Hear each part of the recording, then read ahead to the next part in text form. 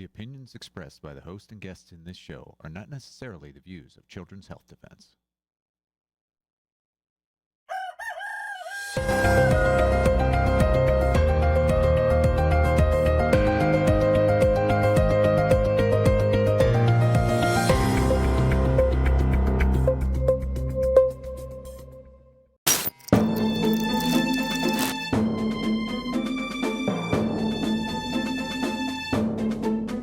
There is so much to unpack when it comes to what happened this week in Davos. I think it was probably one of the most important sessions that they've had since their inception in 1971. But one thing that I wanted to share with the posse is the fact that a lot of attention was paid to the sort of geopolitical reshuffling and, this new world order and the changes to this new world order and what that entails.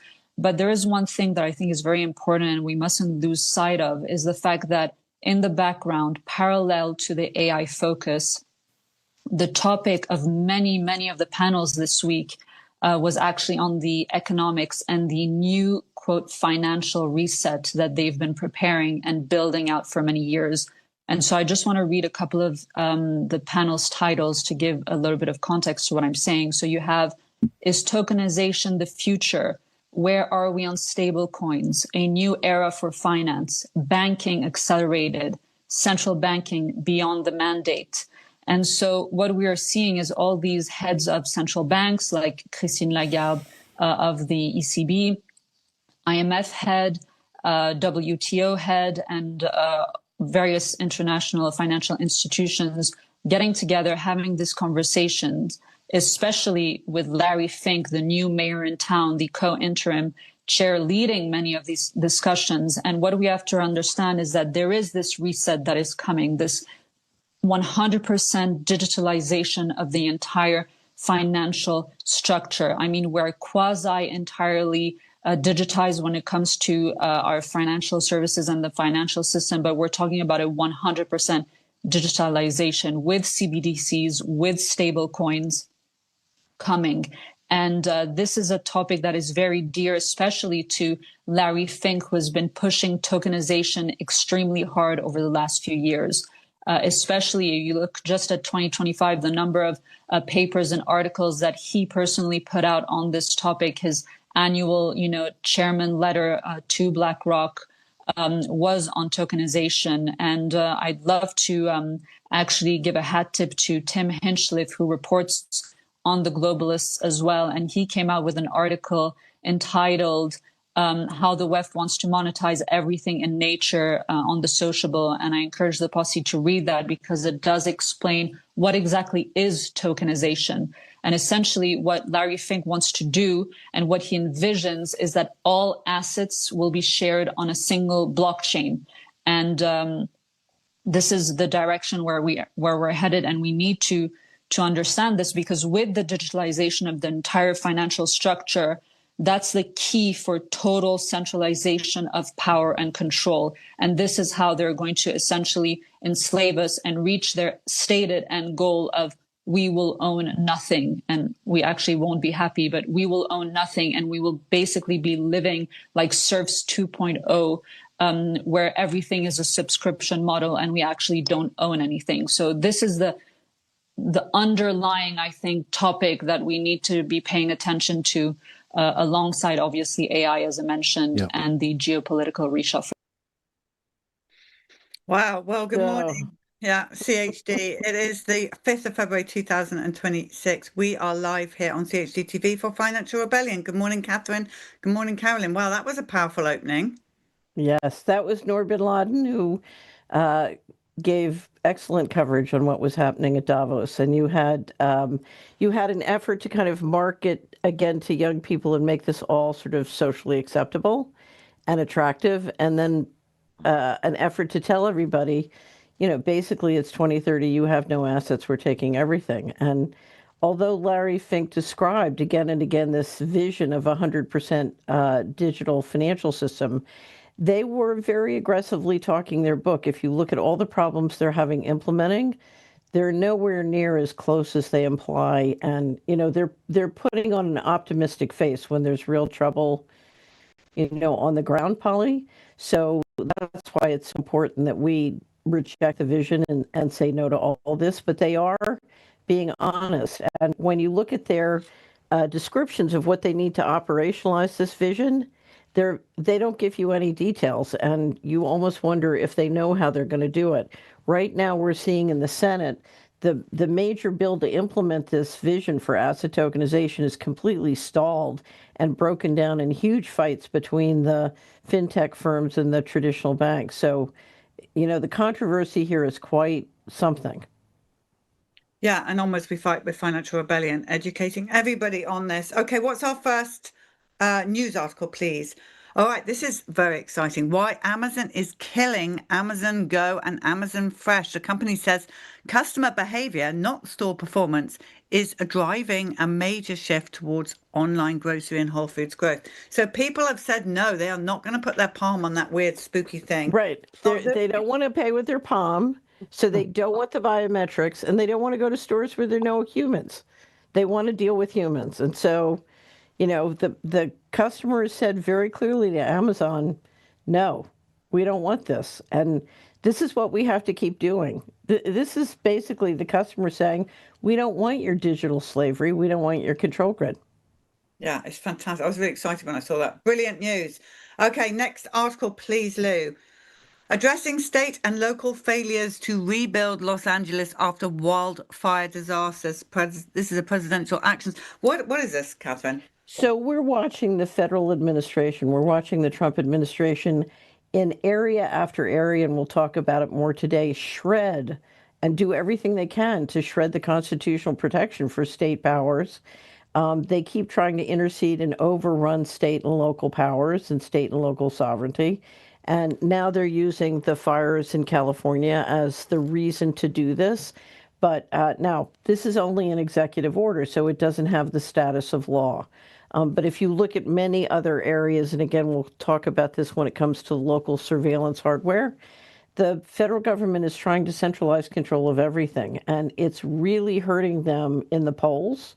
And so because November is a big year for congressional elections, not presidential election, it's remarkable how much they're pushing for central control.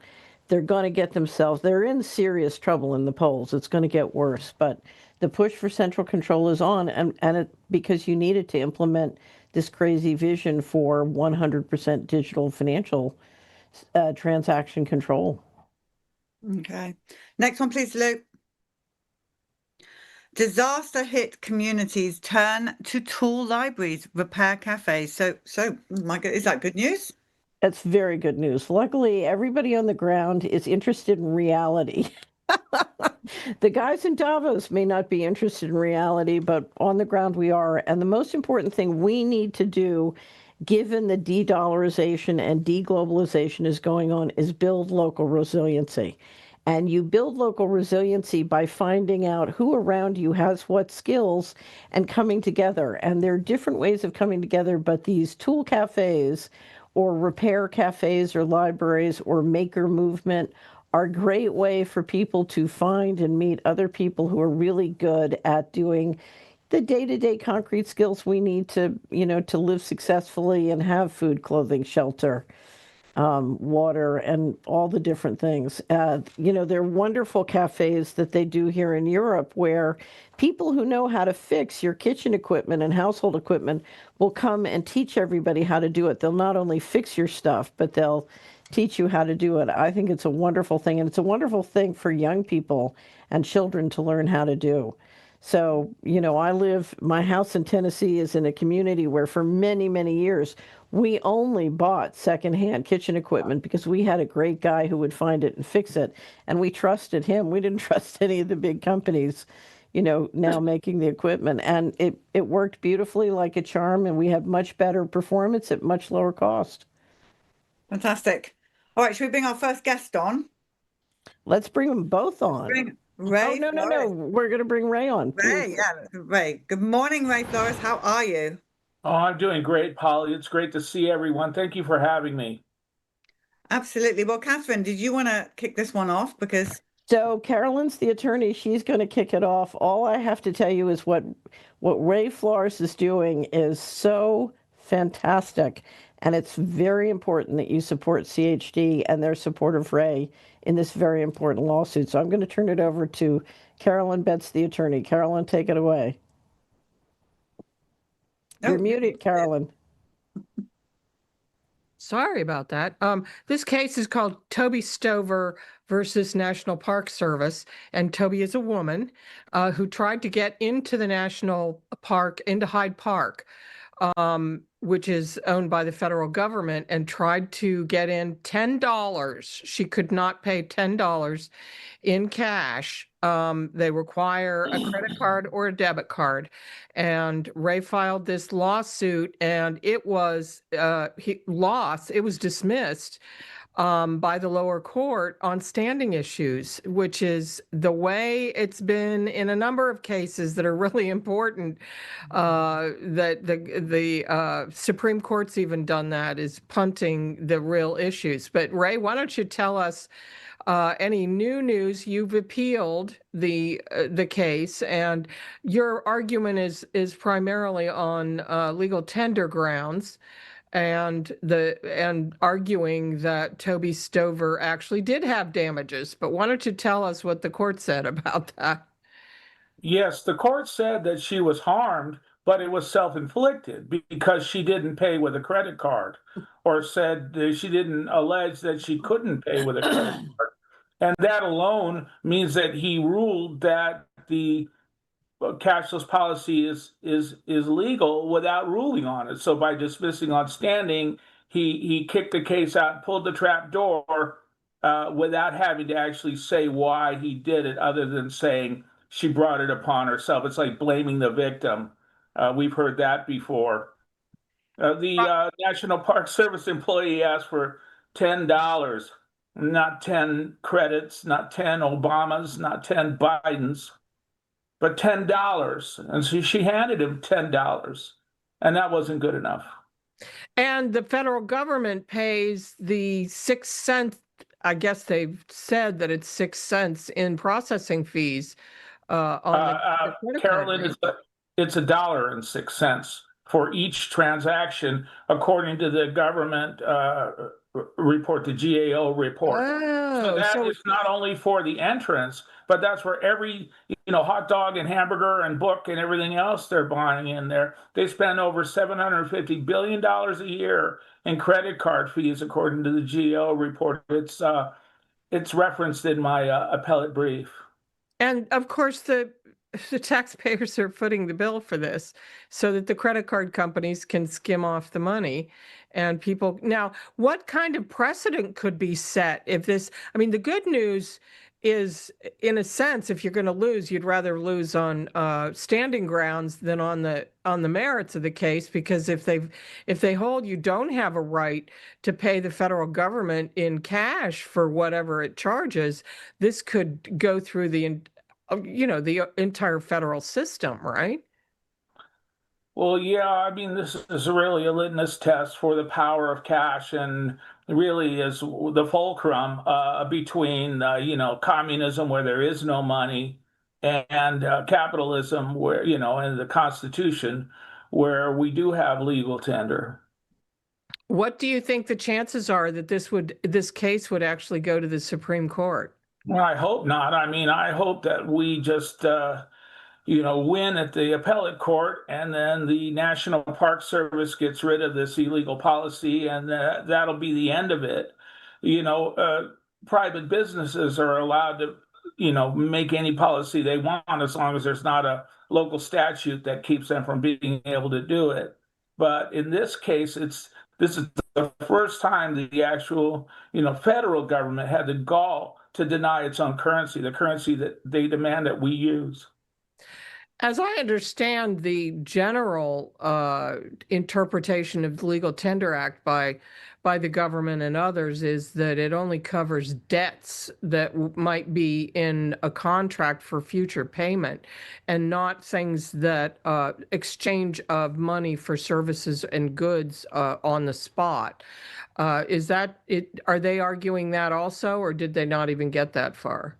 Well, that's not true. I put together a slide. I wonder if Lou has it, but it cites the entire legal tender statute, and it also says dues. And the word dues means what is due someone or somebody. What is on the dollar bill says, all debts, legal tender for all debts. But the legal tender statute goes into more detail of what it encompasses. And it's also public something. There's also language, public charges, which the government generally would say that public charges are only mandatory charges, not if you just want to go somewhere and get into a public place. But, well, what can people do? I guess there isn't. Mary is famous for saying that courts follow culture, but I don't know. Do you think that just general public knowledge of this is and people talking about it is going to influence the courts? Has anybody in the media started asking the National Park Service or the Department of Interior whether or not they're going to change the policy? Has there been any pressure on the leadership in the executive branch? There's none that I know of. I mean, they won at the first stage, and so they're just kind of holding on to their policy. And if you do a search of no cash or credit card only on the National Park website, there's over 120 returns and some of them are duplicate, but it's either a venue that is already cashless or is transitioning. So they're moving ahead with this thing. I mean, and how impractical is it for them to say, well, they could always go to their Walmart and buy a prepaid credit card, but how many credit cards is prepaid credit cards is a poor person supposed to buy? You're supposed to buy one for each of your kids. You want to send them over to buy a hamburger or a book or go anywhere. You have to give them the prepaid credit card that you bought, and how much do you put on it? So Ray, we have at the Solari Report in our Financial Transaction Freedom website, we have a section called Team Cash. And Susan Luches, who runs Team Cash, posted all of the documentation she used for lobbying the South Dakota legislature on who needed to use cash. And if you look at the percentage of people, including elderly or low income people who didn't have a credit card and would have to pay a lot of fees, it was a surprising number. It's very discriminatory to require a credit card. Right. They could care. That's what I think. Well, but here's the interesting thing. If you look at South Dakota, the credit card companies were taking $750 million a year, I think the number was. Some extraordinary, almost $1 billion out of South Dakota, and there's only 1 million people who live in South Dakota. That's a lot of money that's not circulating around in the community. When you take $100 and you take out that fee, after a certain number of transactions, the money's all gone. It's all gone into fees. And so, especially in an inflationary environment, for the government to say, no, we're going to discriminate against those people and we're going to run up your fees so your money, doesn't circulate locally and gets skimmed like this. That's a message from the mega rich in an election year.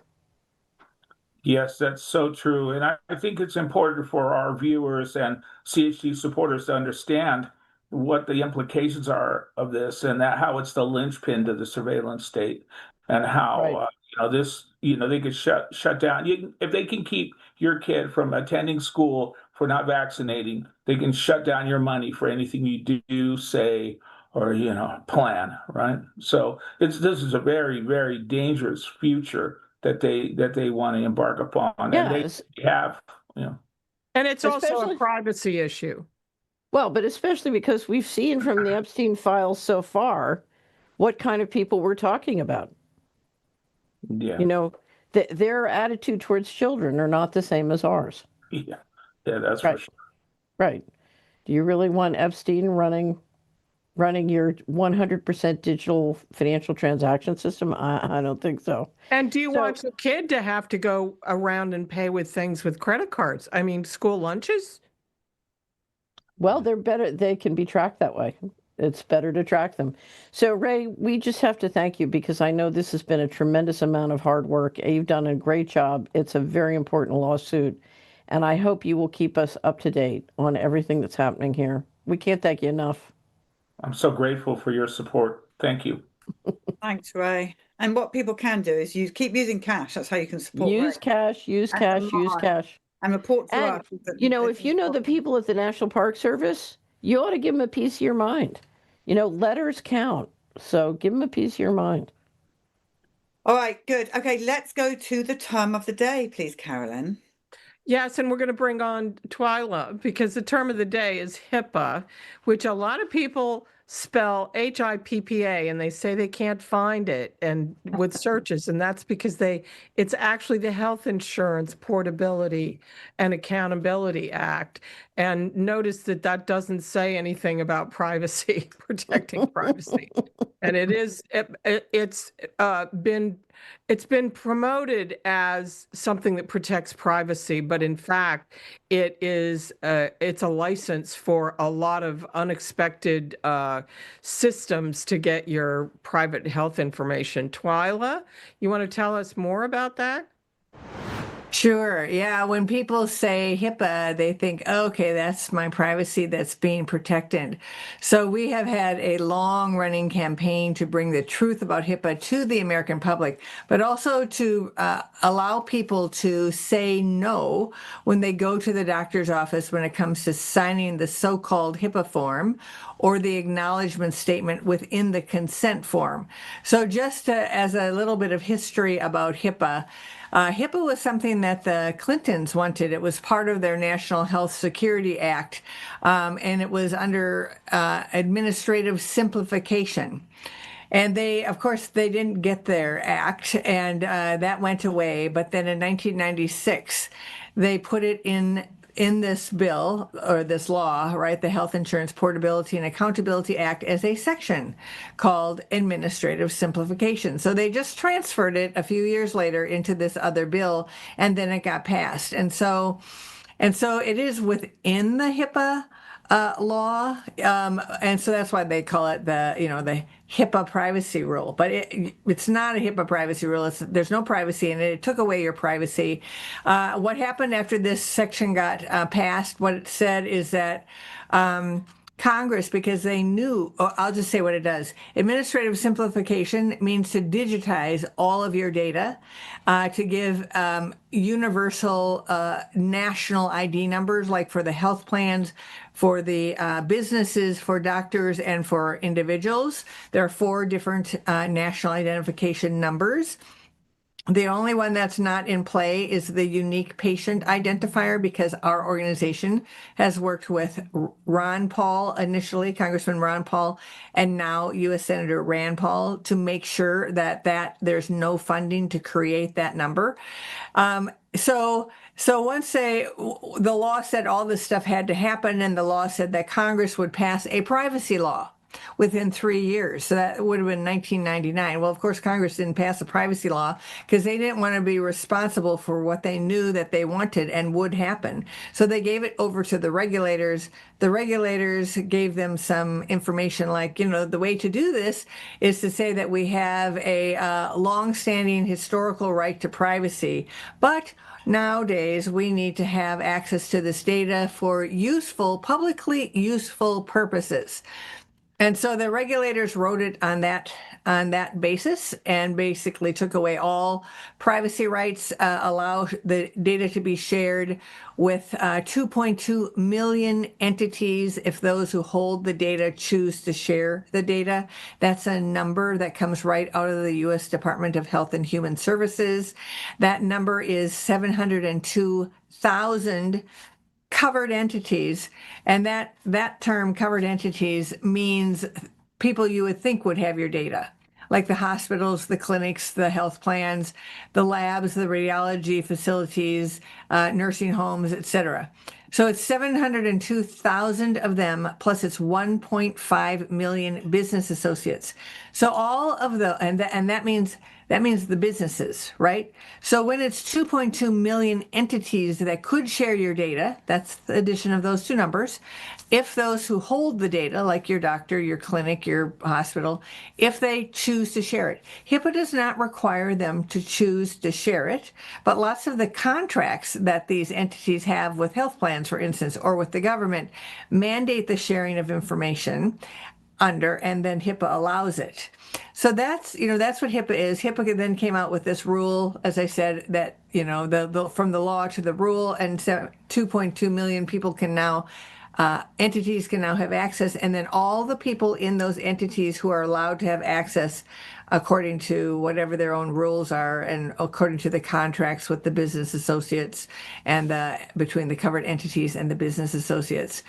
So this is a boondoggle. We call it the HIPAA deception or the HIPAA hoax, but what people think is that, your data is protected by HIPAA.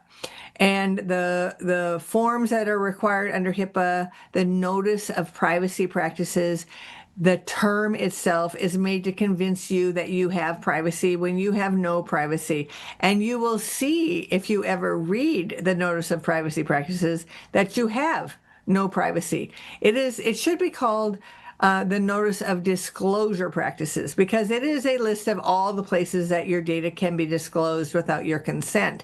But most people just say, oh, well, it's protecting my privacy. What do I care?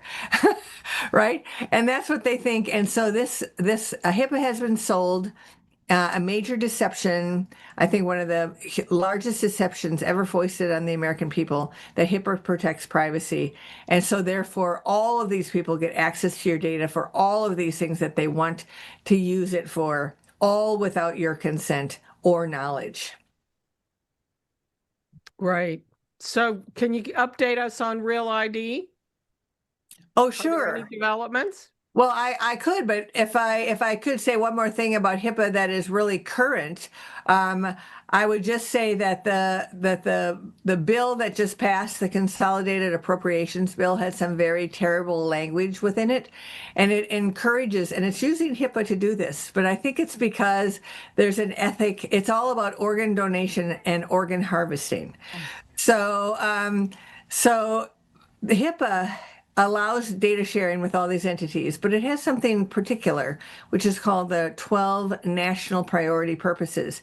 And within the 12 national priority purposes for which data can be shared without consent include organ procurement organizations, so that hospitals and clinics could share with these organ procurement organizations, which grab the organs essentially, as it were, and then make all this transition of the organs between the person who has died or not yet died, as it were, with the beating heart donors, and the patient who's going to get it. So that's what they're in the business of, right? HIPAA would allow the hospital to tell the organ procurement organization that there is a person who's probably dying, or is about to die, or is likely to die, and can do that without telling the family or the patient. There can be absolutely no discussion with the family or the patient if the hospital doesn't want to. But I think that under the ethics of the hospital, that hospitals, doctors, and nurses have not been notifying these, we call them OPOs, organ procurement organizations.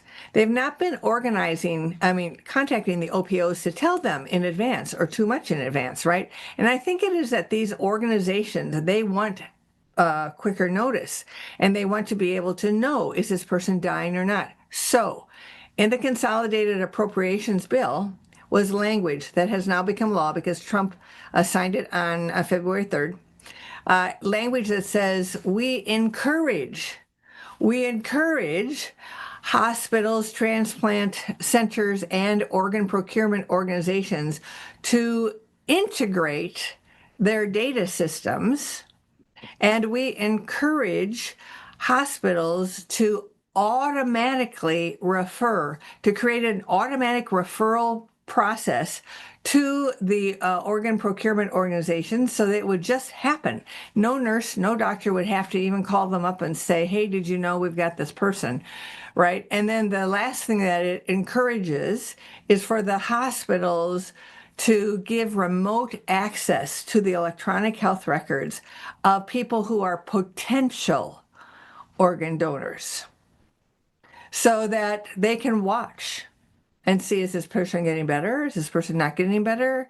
Okay, I think they're dying, maybe, okay. But all of that happening without patient consent. And HIPAA allows this, but I think the hospitals haven't been doing it. So they have this language in this bill to encourage all of this to happen. I think giving them congressional cover for doing this terrible thing to the patients and the families, to essentially put, vultures at the gate, as it were, watching and waiting and able to watch right into the into the bedside, essentially, what's going on with the patient.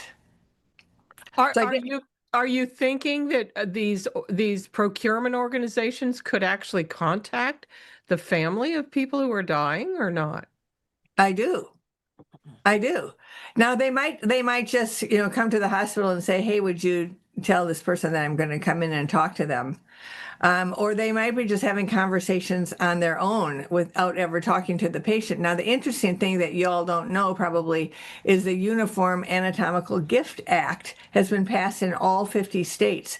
And in most states, they probably have the language that has a list of people that can be contacted. And they just start at the top of the list and go down to the bottom of the list until they find somebody who either says no, and that's the last no that can be had, or somebody that says, yes, go ahead and take the organs.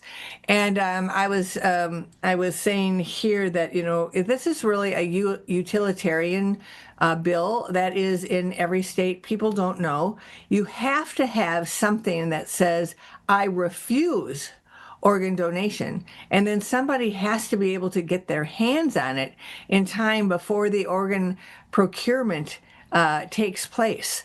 And people don't understand, but this has really been put into place because there is a utilitarian thinking around your organs and your body. Like it should be, you should be just giving this stuff away. But of course, there's been pressure now on families and patients to let themselves go early. There have been rescues in the operating room where the doctor figured out that they were taking his patient for organ procurement, and he knew his patient hadn't yet died and had a really good chance of living. There are people who live today whose families were being told, let them go, they'll never live. So this whole idea that the procurement organizations would be able to watch and wait, by looking exactly in here and potentially pressuring the family or pressuring the hospital to pressure the family. This ought not be. And so this is something states can do. States can stop this. Twila, let me just ask you, do you know who in Congress, both the representatives and the lobbying groups, were promoting this? Who pushed this? So we found it at the very end, just a few days before the final vote. It is in Congressman Tom Cole's bill. He is the appropriations chair that had this language. We did hear that Senator Grassley in Iowa has had a similar bill, to do this, because there's some sense, within Congress and other places that we need more speed. If we have more speed, we can get these organs and we can get them to people who want, organ donations. But the fact of the matter is, even, RFK Jr., he said, he came out with some kind of report about people who were being pressured, people whose organs were being taken when they hadn't yet died, or they might have yet lived. They might have lived for many, many years, right? So he came out with a report about the problems in this industry. And this, this language should never have been in there. But so let me just stop it. Let me just bring this down to what people listening to this can do. The first thing you can do is do not check the box you want to be an organ donor on your driver's license. Don't do that. The second thing is you want to have a healthcare proxy, and you want to make sure that you've got a statement, is this correct, that you refuse organ donation, and the person who has your healthcare proxy has access to that and is trained to use it. Is that correct? Is there, when you go into the hospital, is there any way you can make sure those documents are filed? Well, so we have this. Well, yes, you could make sure, and you could file them with the hospital, your local hospital, and put them in whatever record that you might have there. I don't know that they have it if you've never been a patient there. You could certainly have it in your medical records, and now that they're all electronic, it could be there as well. There is some language in the law about revocation. If you have put it in or you've made yourself a donor, oftentimes you have to have two signatures that say that you have revoked your willingness to donate. And so this is important to understand as well. Then we have this little card here. It's just a very tiny little card. It is a organ donation refusal.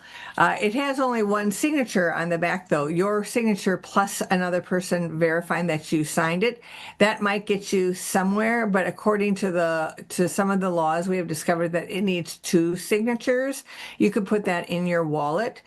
We do have that on our website, so people could find that on our website and just download it and put it in their wallet, put it in their purse, because they will look, if you have an accident, they will look for your identification. And if you have it next to your identification, it might be found. The thing is, it has to be found. Right. Right.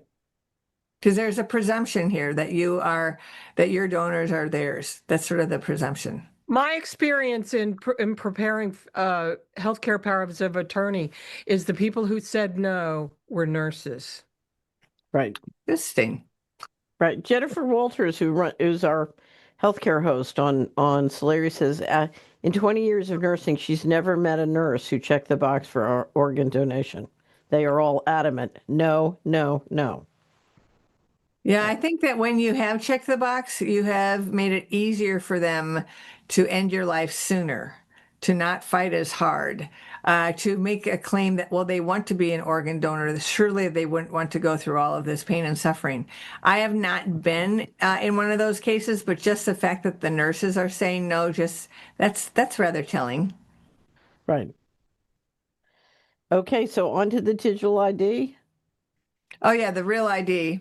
So, so I think, what's interesting now are the different bills. We're in legislative sessions around the country. There is a bill in Tennessee. It's a rather simple bill. It has support from some of the leadership, which gives us hope that it will actually happen.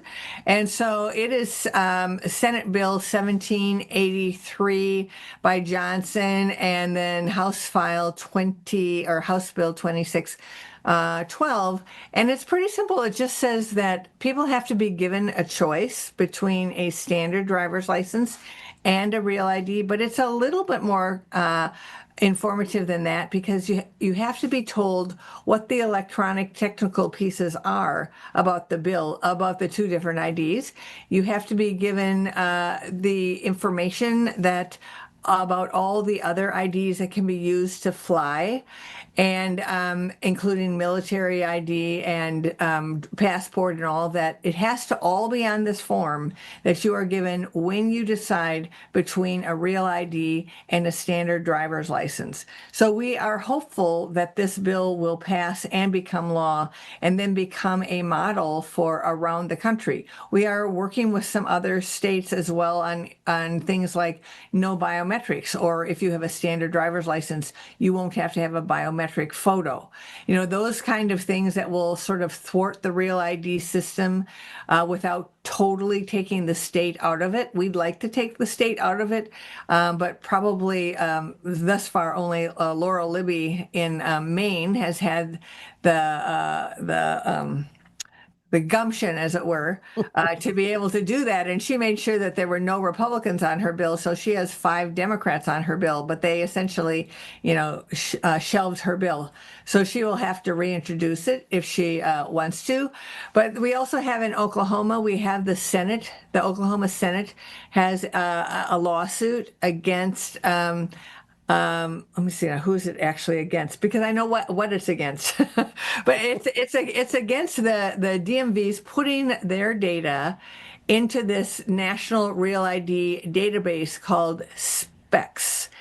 And that SPECS stands for a state exchange database. It's a pointer system where when you go to get your driver's license, they will put your name in there and make sure that you don't have a driver's license from any other state. Now, Real ID that law does not require any state to use the SPECS system, but most states are, including Oklahoma. So the Oklahoma senators figured this out, and they did a lawsuit, and they have cleared the first hurdle. So there was an attempt to get the whole thing shelved, but the court said it may go on.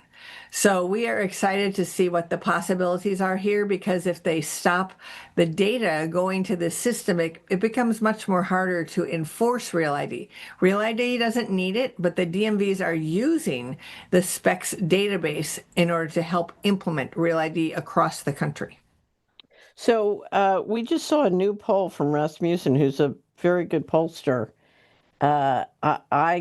I, for one, don't believe it, but I wanted to ask you about it because the conservatives are working hard to use election fraud and immigration to trick everybody into the idea of what a great idea national ID, including biometrics, would be. And so you're watching the conservative community get sold a huge bill of goods. So any comments on this Rasmussen poll, Twila? Yeah, well, I think, the number is 71%, right? Or 72%? 74. So 74%. Well, what did they ask? Exactly Right. What did they say, right? Right. Did they say what a real ID, what a digital ID is?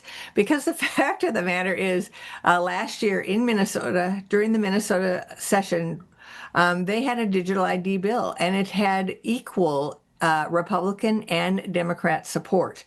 And then our state policy manager went over there, because we're in Minnesota, went over there and just started talking to the Republicans and the Democrats and told them, well, you do understand that if you do this, you build a digital system in the DMVs, and then every time you pull out your digital ID, it will ping the government. Nope, they did not understand that. And they just pulled that bill. And they said, no, we're not doing this. Nope, we're not doing this. So, these 74%, do they realize that they're going to ping the government? And do they realize what kind of control it is over their life, or who will get all that access and know where they've gone and who they're talking with? Because imagine two people with digital ID talking together at, I don't know, a restaurant or whatever. Well, now, with geolocation, they might be able to find out who you're with and that you both got, pulled that out to pay a bill. And then if they get it connected with, the monetary system, and, you've seen all these people pulling out their phones and paying for their bills. These people are clueless, what's going on here. And so I think that 74% are people, for the most part, who are clueless. They're just buying the bill of goods, and they're just thinking this is a great and convenient idea. Right. I don't buy it. Right. We can't let this get tricked, but we need to move on because we're getting success at the FCC, right? Tell us about it. Yes. Okay, so a little overview for those who don't know. Back in November, the FCC made proposed rule changes. They're going to open up to public comment.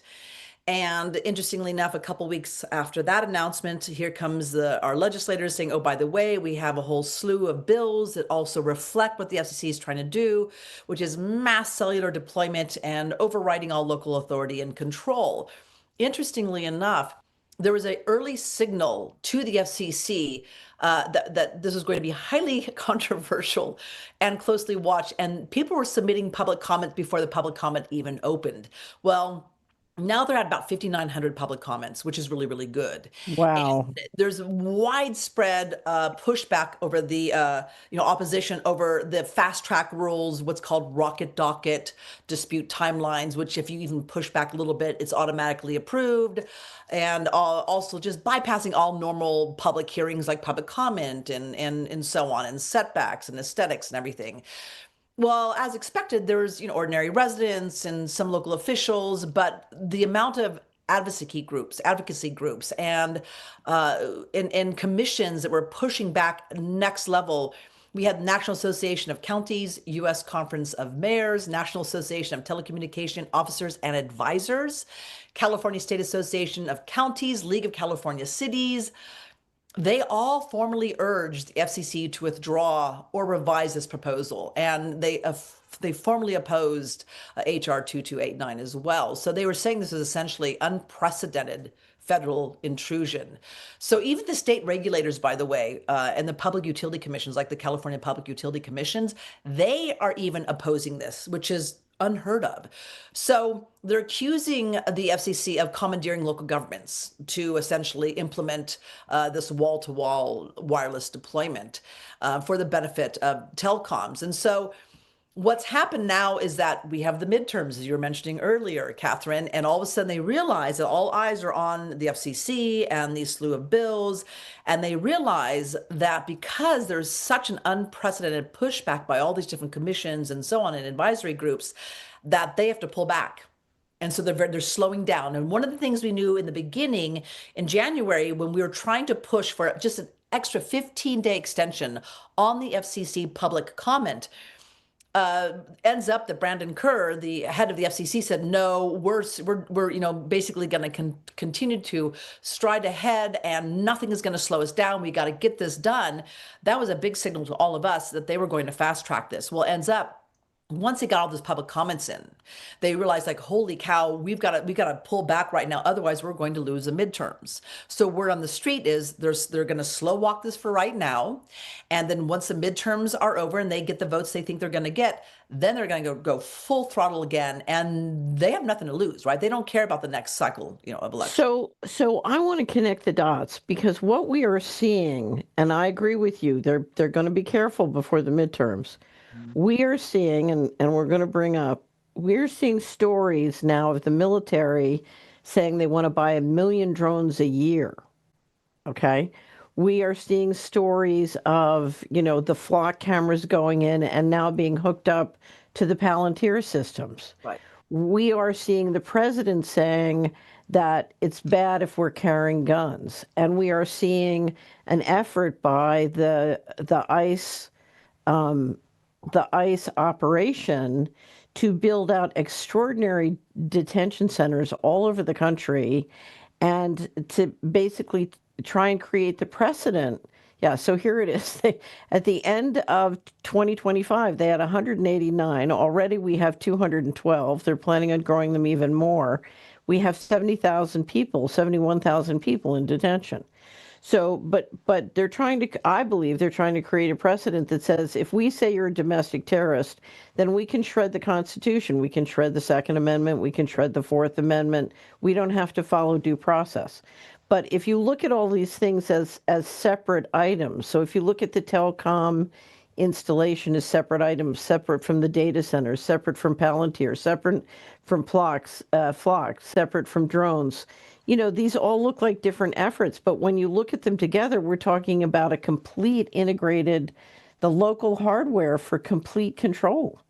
100%. In fact, this is essentially, from what I can tell, very much a cattle chute into becoming a lot like Gaza. And we actually have Palestinians who are telling us that they were the testing grounds for America. Right. And we also know that IDF, the Israeli Defense Force, trained a lot of our law enforcement over the years, police departments all across America. We now know for a fact that IDF members themselves are within the ICE members as well, who are going out there covering their faces and detaining Americans and protesters and so and people who are here legally. And so this is very much a slippery slope. So this is a massive override by the federal government of our constitutional protections as well as local control.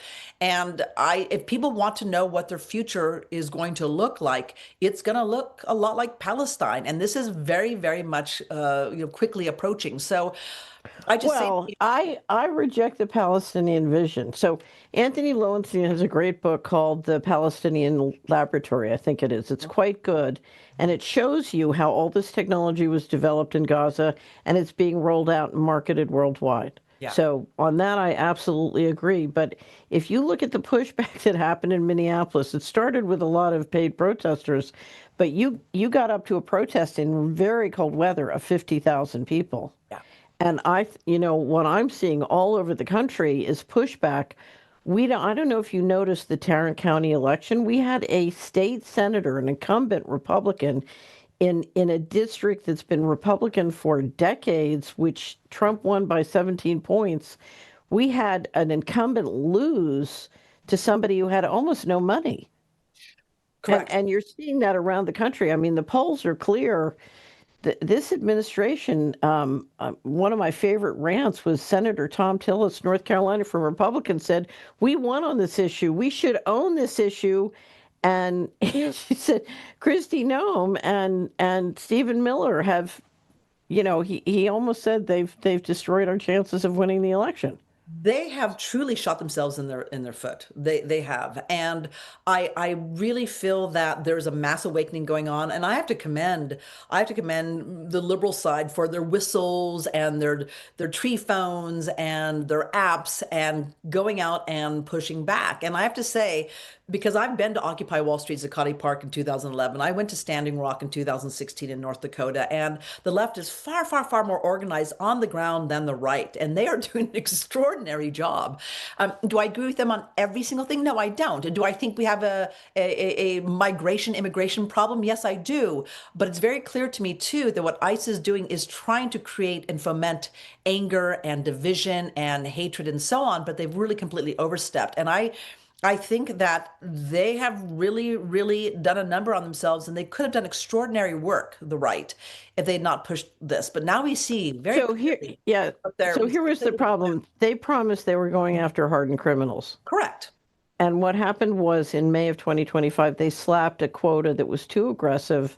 And so you ended up with something totally different that was not what the promise was. And so... Right. But I also think we have this second agenda, which is to shred the Constitution for reasons related to control. Because if you're going to implement the financial transaction control grid, and you've got to control food and water, and then you need this backup of this local hardware and infrastructure, and that's why what you guys are doing on the digital ID and stopping the local hardware. Any news on Flock? Our friends at Flock? In what way? So what we keep hearing is traumatic pushback all around the country. Apparently, you have a deal, I think, between Flock and Amazon and Ring. Correct. And so everybody's saying, get rid of your Ring camera, for God's sake. So there is good news. So on social media, on Twitter, on X, you are seeing on Instagram a lot of people saying, get rid of your Ring cameras, because people don't realize that now Ring is actually planning on using biometrics. They're listening in as well. And that data is collected. So I know, for instance, that here in Nevada City, they now have these Flock cameras they put up. I know the Grass Valley Department, the police department, they have an agreement that if they need to, they can actually get information if there's a crime or something like that. But what people don't realize is whether the police department requests for some kind of information from your front door, that stuff is being stored somewhere, right? Amazon is storing that. It is available. It's very easy to hack. Is actually being hacked by law enforcement. There are cases where law enforcement themselves were tracking down ex-wives and girlfriends and so on. We now have Mountain View found out, the law enforcement found out that their Flock cameras were actually being hacked, essentially, giving access to different agencies when Flock was saying this was not the case. But it goes beyond just Flock cameras and Ring doorbells. UPS has these cameras on their trucks. FedEx has these cameras on their trucks. Your waste management has these cameras on your trucks.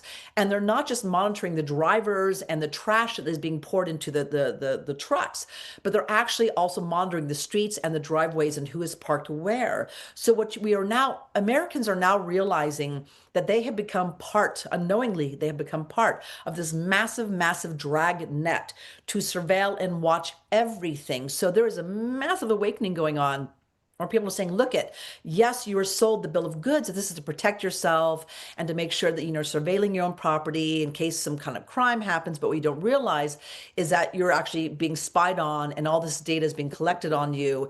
And even if there's not a crime, you might be in a divorce years later.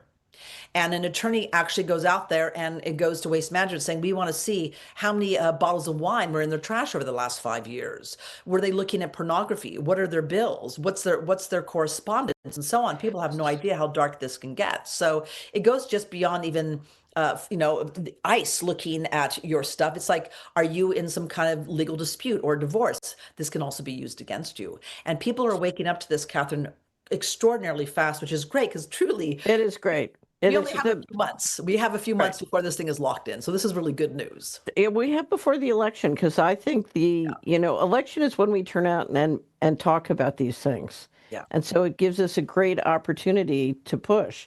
There's also, at the state level, they're trying to promote the Convention of States.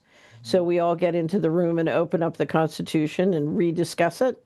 And, that's another push they're hoping will use them to tear up the Constitution. So I just have to ask you now, Epstein Files, right in the middle of all, Solari's pushing to stop programmable money and Twila's pushing to stop digital IDs. You're pushing to stop the telecoms from going over. We're all working to stop a piece of this control grid. Polly's been trying to stop them from poisoning us for decades now. So, it's one thing. So we're all pushing. Now plops out the Epstein Files that, and I know Polly knows this. It's been very hard politically because nobody believes that anybody would be psychopathic enough to really intentionally poison our children. But now that we're looking at the Epstein Files, I've been reading quite some amazing stuff that people prune out. We've got 3.5 million pages, 180,000 images, 2,000 videos. There's a lot to go through. You have reporters plowing through everything. But any sense of how we might be able to use the Epstein disclosures to help power the pushback? Well, first of all, as a former elected official and even running for governor of California in 2022, I was very much an outlier because there's no dirt on me. And that's not popular within the political system. And so I have to say that I think that what we're seeing that has now gone from conspiracy to fact, to visual, audible, readable fact, is going to cause a revolution of the minds of the people. And I think that anybody who's whatsoever related to Epstein in any way is not going to have a political career after this because they're bought and sold, right? They're controlled. And those who are running are going to have to make a public statement clearly saying, never been on Lolita Express. You're not going to find me in the Epstein Files. And oh, by the way, this digital prison and the currency and the surveillance, they're going to have a campaign that's completely against this and speaking up against it. And if not, people are not going to vote for them, Catherine. They're not going to. This is going to be complete catastrophic loss in the political system, which is good because it's not a political system. It is a criminal cabal that's masquerading as a political system. And it's been like this for generations. It's just that now the cat's out of the bag. And so I believe that those who are running are going to have very clear campaigns against digital everything. They have nothing to do with Epstein. And anybody who has been related to any of that they're not going to be around. They're not going to be around. This is the year of the fire horse. And we're literally, and that means the ugly truth comes to the surface and everything that does not serve humanity falls apart and something better replaces it. And we're already off to the races right now. Twila, what do you think? Well, I was just thinking about the young, right? And so I think there's movements in the young, and the young are watching this, right? They're watching this. But I'm seeing like the young who are reading the old books. Mm-hmm. I was just at a party where the young, and I do mean young, 15 to 23, were dancing with each other with like real moves, like they knew when to do the twirl and they knew when to do the pickup and all this kind of stuff. And I thought, I think the young are looking at a future and they want a different future. When they look at what is going on here, are they going to be less willing to be part of this digital system? Are they going to be more willing to break out and be free? I hope so. That is my hope. So we just launched we have a program called Young Builders, and we just launched our first Young Builders. I'm flying to the United States on Sunday because we have our first meeting of the Young Builders in Florida, and it's young people. In fact, it's 13. We wanted 18 to 28, but it's 13 to 37. And It's an extraordinary group of people, and they are so smart and so knowledgeable and so, yes, they use technology, but they are not addicted to the technology at all. If you look at their accomplishments in the real world, it's phenomenal. Yeah. They're just, they're so much more impressive than my generation was at their age. It's phenomenal. And they're like, they want to build a real advanced civilization, and they've got the smarts and tools to do it. It's fantastic. Eventbrite had information on a few months ago saying there was over 1,100% increase last year in events of people in their 20s that were having organic, non-alcoholic dance parties where they're doing steams and no technology, anything. And that was 1,100% increase in events of the millennials, of the 20-year-olds and the 30-year-olds. So they're seeing the future, and they're like, I don't want any part of this. It's actually very, very, very hopeful. So that's what we should all do. And after we do our healthcare proxy and we make sure we've downloaded your cards, Twila, we just need to turn around and start helping the young people who know what to do. Yes. Right. I just want to build them thank up. an amazing show today. Thank you to Reinette and Twila, as always, for your education. It was a fascinating show. So thank you to you all. And we'll be back next week with Financial Rebellion. Have a great day, everyone. Bye.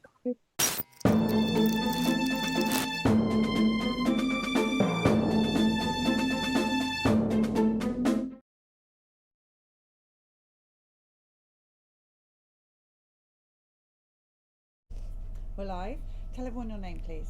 My name is Denise Aguilar Mendez. And who are you? Isa Mendes. How old are you? 9. You've got a great cap on. All right, so this is about helping people get out of hospital. So I presume they're sort of medically kidnapped. Is that what we're talking about? Yeah, it is. It's a lot of people felt like they were being held hostage in the hospitals, especially moms who were, new moms giving birth. They were having to give birth masked, and especially if they would opt out of any kind of medical procedure like a vitamin K or any of the shots, the medical staff would really force these moms into situations. And we ended up building almost like a mom network of women who would show up at the hospitals, try to negotiate with the medical staff, help support the moms, and even take alternatives to the vitamin K shot, like the liquid one. And we were able to get some moms out of there. And having those phone calls were just heartbreaking. People would reach out to me on social media and say, hey, there was one particular gentleman, he said, my wife is giving birth and she doesn't want to give him the vitamin K shot, she doesn't want to wear a mask, and we need your help. So we were able to kind of get all the women together and show up at the hospital and get the mom the liquid vitamin K as an alternative, and try to it was a negotiation to allow her to give birth unmasked. And it was really a tragedy what was happening during COVID. So when you say we, is this an organization of women? Or tell me about it. We is me and my partner, Tara Thornton and Freedom Angels. We have been working at the Capitol since 2015 with SB 277, SB 276, AB 262, and we really trained ourselves in how to maneuver in the political arena and what kind of words to use when you're trying to get your point across. And for so long, I'm sure you remember, for so long, legislators would ignore us and they would lock us out of the Capitol, and they would pretend that we didn't have any basic human rights when it came to these issues. And this year, actually in 2022, we were able to negotiate with these legislators and defeat bills like SB 866 that would have allowed children 12 and up to get vaccinated without parental consent or knowledge or notification. We also defeated AB 659 that would have mandated the HPV shot for all children in public and private schools entering 7th grade and first-time admittance into colleges.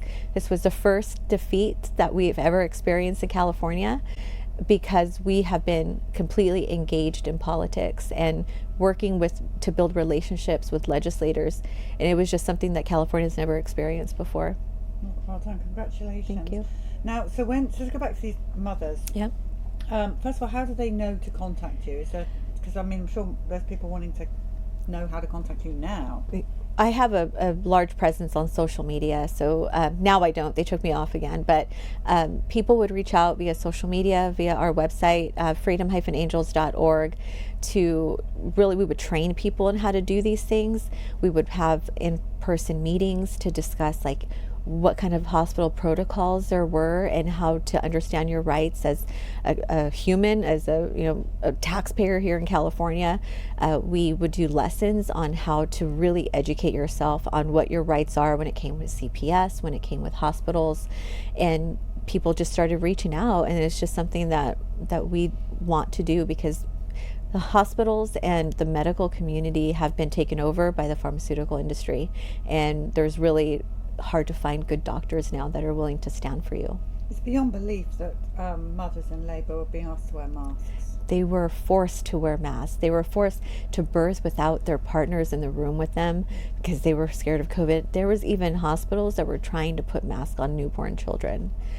And it was just one of those situations where you're like, you have to be kidding me. You have to be kidding me that this is a protocol that now in 2020 with all the medical advancements, you're trying to put masks on newborn children. We're not going to do that. I never masked him. I never masked my children through the entire process of COVID. Our lives never changed because I made sure that we surrounded ourselves with people that wanted to just have a normal life, and I did not believe in masking my children. So talk me through, without giving any names, just pick one. So you say you and women went in. What does that look like? Well, we have an amazing group of women. Actually, I would like to call her up by name. Her name is Gabby. She founded Stand Up Sacramento, and she was there with us during 276. And our friend Erin Massengale, she was there with us as well. This is our very close group of women that we call out. If we do get contacted by a mom, these are the people that we go to, and then they have their own networks and we spread out. I don't think anybody's ever seen the kind of organization of women and mothers when it comes to the vaccine issue. It's something unlike any other movement.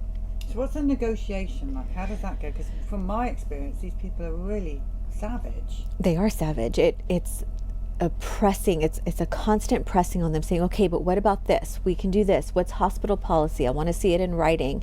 How can we move, especially with the vitamin K, it's a really big issue.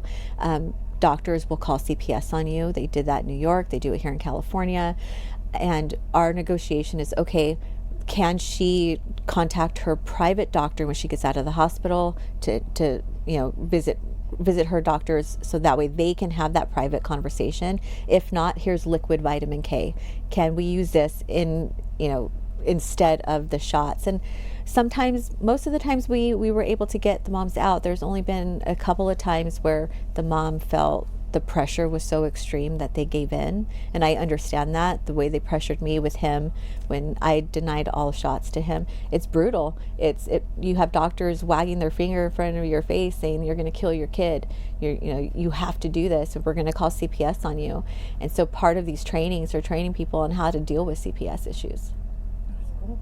It is. So we're hearing on the bus like a ridiculous amount, like a frightening amount of hospital protocol deaths. People being killed in hospital. Did you experience any of that? Did you get any calls from people trapped in a hospital, couldn't get out?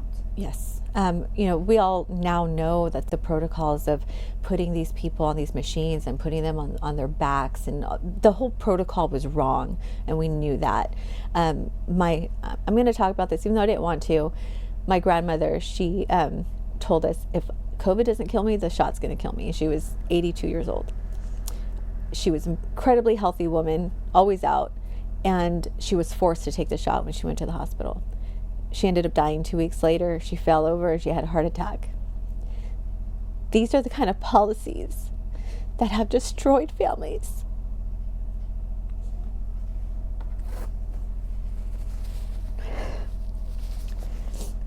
Instead of actually talking about healthcare, what can we do to support your immune system? What can we do to help you?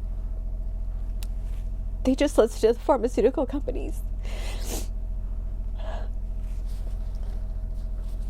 So even though I did not participate in the lie, I didn't do any of the COVID stuff.